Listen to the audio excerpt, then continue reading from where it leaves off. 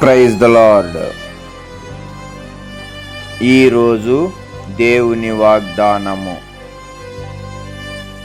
నిన్ను స్వస్థపరచు యెహోవాను నేనే. నిర్గమకాండము 15వ అధ్యాయము 26వ వచనము. కలువరి గిరిలో